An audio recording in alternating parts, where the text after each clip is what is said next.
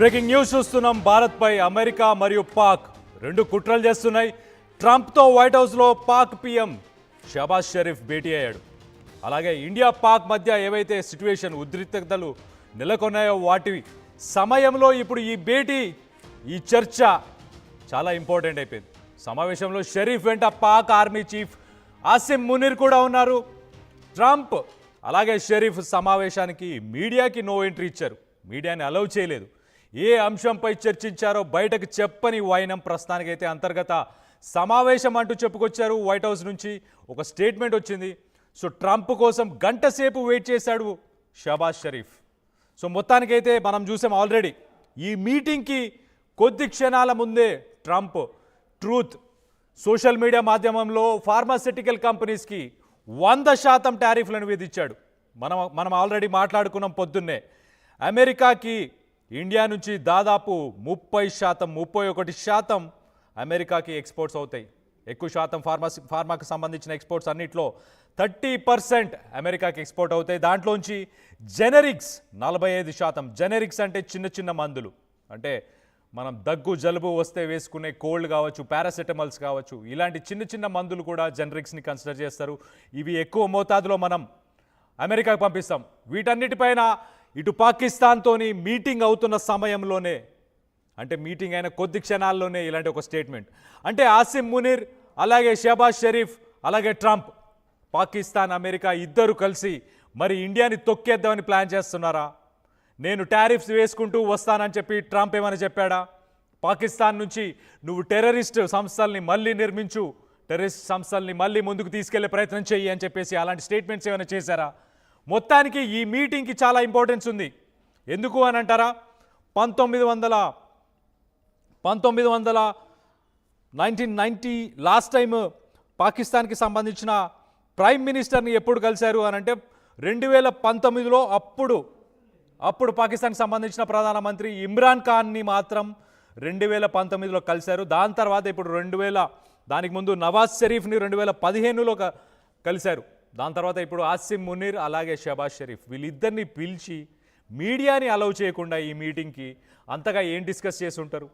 ఇండియాని ప్రెషరైజ్ చేయాలి. India, China అలాగే రష్యా, బ్రిక్స్ దేశాలు ప్రపంచంలో 44% వాళ్ళ ఎకానమీ, 44%. రానున్న రోజుల్లో డాలర్ని పక్కన పెడదామన్న ప్రయత్నం కూడా జరుగుతుందని చెప్పి ట్రంప్ కొద్దిగా దానిపై ఆయన ఆలోచించి పాకిస్తాన్ని ఉసిగొలుపుదాం, ఇండియా ఎకానమీని దెబ్బతిద్దాం, ఇండియాని ముందుకెళ్ళనీయకుండా చేయాలన్న ప్రయత్నంలోనే ఈ మీటింగ్ ఖచ్చితంగా ఉందని చెప్పేసి అనిపిస్తుంది. దీనికి సంబంధించి ఒక్కసారి వాషింగ్టన్ నుంచి ఏంటి అప్డేట్ అనేది కూడా మీకు చెప్పే ప్రయత్నం చేస్తా. అమెరికా, పాకిస్తాన్ రోజుకి మరింత చేరువ అవుతున్నాయి.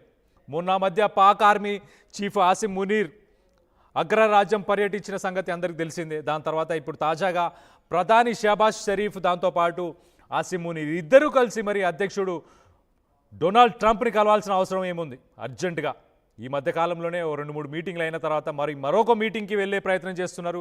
ఈ భేటీకి మీడియాను అనుమతించలేదు. మరి అది చాలా గమనించాల్సిన విషయం.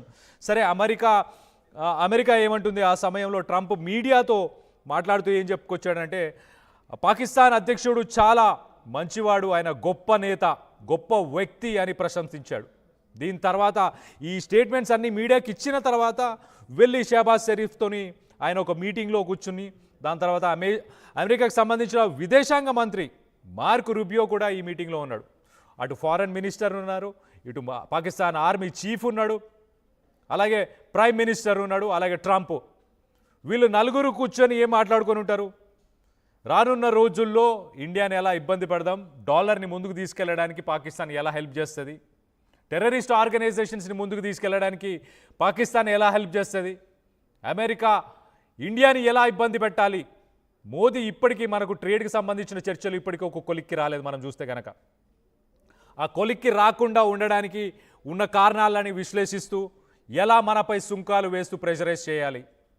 జెనరిక్స్పై అమెరికాకు సంబంధించిన వాళ్ళు ఎవరైనా ఉంటే ప్లీజ్ కింద కామెంట్ రూపంలో తెలియపరచండి. మీకు అక్కడ పారాసెటమాల్ కానీ లేకపోతే దగ్గు జలుబుకి సంబంధించిన ఏదైతే బేసిక్ మెడిసిన్స్ ఏవైతే ఇండియా నుంచి వచ్చే మెడిసిన్స్ ఉన్నాయో వాటి ప్రైసెస్ ఎంత ఇంక్రీజ్ అయినాయి అనేది కింద కమెంట్ రూపంలో తెలియపరచండి. జెనరిక్స్ ఏవైతే ఉన్నాయో జెనరిక్స్కి సంబంధించిన రేట్లన్నీ ఆల్రెడీ 50% పెరిగినప్పుడు చాలా పెద్ద ఎఫెక్ట్ చూపించింది అక్కడ అమెరికాలో ఉండే సామాన్యుల పైన. వాళ్ళు కొనలేకపోతున్నారు, వాళ్ళ స్థాయికి అవి ఎక్కువ రేట్లుగా కనిపిస్తున్నాయి. ఇప్పుడు మనం అమెరికాకి సంబంధించిన కొన్ని వీడియోస్ని కూడా చూసాము ఈ మధ్యకాలంలో. ఏంటంటే నా ఇంట్లో నా కొడుకుకి నాకు ఒక తల్లికి ఇద్దరికి హెల్త్ ఇష్యూస్ ఉన్నాయి. ఒకరికి హార్ట్ పేషెంట్, ఇంకొకరు ఏదో డయాబెటీస్కి సంబంధించిన పేషెంట్ ఏదో ఉన్నారు. ఇద్దరు పేషెంట్లు ఉండడంతో నేను ఇప్పుడు ఎఫర్ట్ చేయలేకపోతున్నాను ఇద్దరికి మందులని.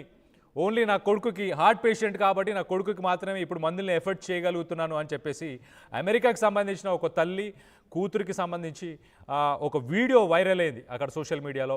అక్కడ ప్రజలు ఇబ్బంది పడుతున్నారు.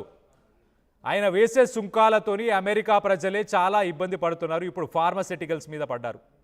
ఫార్మా అనేది అక్కడ అమెరికాలో ఎలాంటి సిచ్యువేషన్ అంటే, ఇక్కడ మన దగ్గర ఒక మెడికల్ షాప్కి వెళ్ళి జ్వరానికి సంబంధించి పారాసెటమాల్ ఇవ్వమంటే ఇచ్చేస్తారు. కానీ అమెరికాలో అలాంటి పరిస్థితులు ఉండవు. అమెరికాలో ఒక డాక్టర్ ప్రిస్క్రైబ్ చేస్తేనే ఏ మందులైనా ఇస్తారు.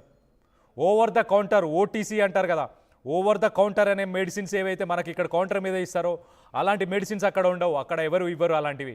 ప్రిస్క్రిప్షన్ ఉండాల్సిందే ఖచ్చితంగా. అంటే డాక్టర్ని కన్సల్ట్ చేయాల్సిందే.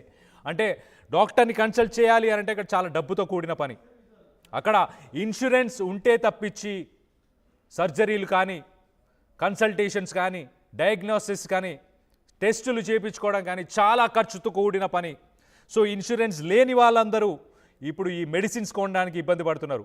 తెలుగు ప్రజలు కాదు, అమెరికాలో ఉన్న ప్రతి ఒక్కరు, అమెరికాకు సంబంధించి అన్ని దేశాలకు సంబంధించిన ప్రజలు ఎవరైతే అక్కడ ఉన్నారో, అమెరికా పౌరసత్వం కలిగి ఉన్నవారు ఎవరైతే ఉన్నారో వాళ్ళందరూ కూడా ఇదే పరిస్థితి ప్రస్తుతం ఎదుర్కొంటున్నారు.